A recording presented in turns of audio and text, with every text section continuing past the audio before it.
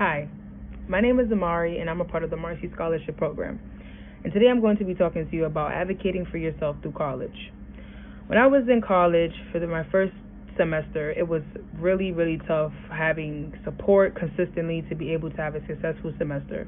I was really struggling with balancing self-care and also balancing the life, work, and also having the school load of being able to keep up with all three. It was a lot to juggle, and at times it would be really overwhelming. And so having the support would just really be essential for your semester, because not having that support really does have an impact on your work life and your school life, because you're working and then you have your personal life and then you also have to find time for self-care, and then you don't have any support for school. It's like you're just doing everything yourself. And so I kind of felt like I just was doing everything myself through my first experience with school, because I didn't really have any proper guidance. I didn't really have the support that I would have liked for people to prepare me for the college life and everything that was expected of me, financial-wise, school-wise, and just everything to really prepare me for semester. And it would have been really essential. And so what I learned through that experience for the first year and a half, I was battling with the whole financial battle, and I wasn't in school for about a year and a half. And during that time, I really was advocating for myself consistently. And that's not to say that it was easy or it was not tough, because I definitely had times where I was just like, maybe this college thing is just not for me. I'm currently pursuing communications, and I just had thoughts when I was battling through it that I was not meant for college, because it was just one thing and then another, and I was constantly emailing, texting, Zooming, and even went in person a couple times from my school so that I can get the support that I needed for my upcoming semester, because I really wanted to be reinstated so that I can graduate and be able to push through besides the tribulations that I was going through. And so I had thoughts periodically that maybe the college life is just not for me. And so during that experience, I really learned that I can persevere and that it's not the end of the world just because I've had certain milestones. What I learned is that not to leave it into other people's hands when it comes to my education, my career, and my passions.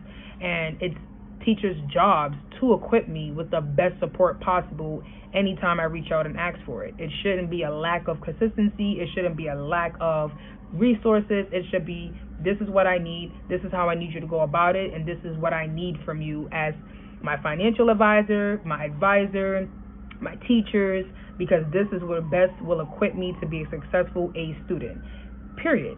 And so that's what I have learned through advocating for myself, and I recommend advocating for yourself in anything in life. Just what are your needs? Where do you need the most support at? What is your weaknesses? I know for me, I have an IEP, so I have certain accommodations that go along with my IEP to specifically make me successful, make me a successful student.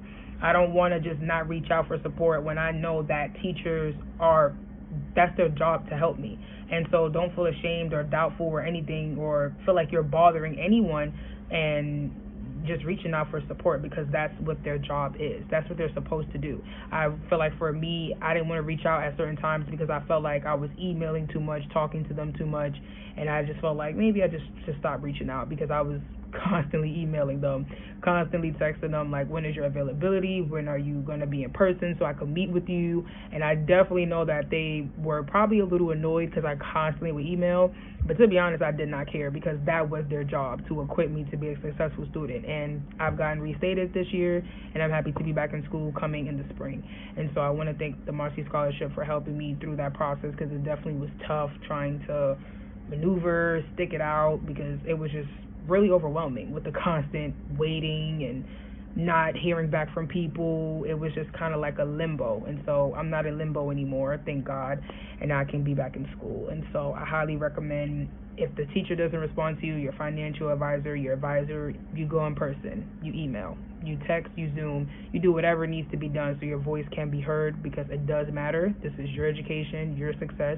and I highly recommend getting your needs met, because your voice matters, and this is your career, and this is what you want. And so don't leave it in other people's hands, because they won't cater to it as much as you would, because it's you. It's what you want to do, is where you want to go. And so I highly recommend, if email doesn't work, you go in person. If the going in person doesn't work, you call the office of the school. I will call the office of the school. I will do whatever needs to be done to get what I need to get.